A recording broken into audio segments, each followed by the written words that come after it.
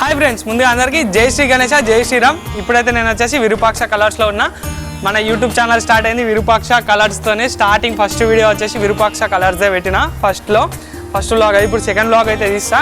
ఇక్కడ వచ్చేసి మనకు గణపతులు అయితే రెడీ అయిపోయినాయి, కవర్లు కూడా వేసేసిళ్ళు. బ్యాక్ సైడ్లో ఇంకా కొంచెం మన గణపతులు ఉన్నాయి, నేను అవి చూపెడతా మీకు.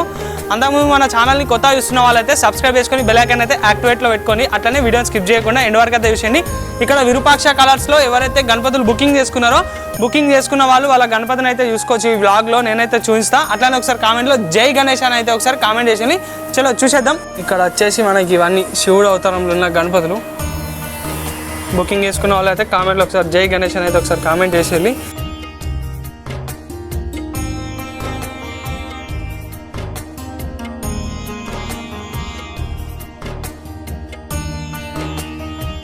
బండ మీద కూర్చున్న గణపతి ఇది. బ్యాక్ డ్రాప్లో అయితే నెక్స్ట్ లెవెల్ ఉంది.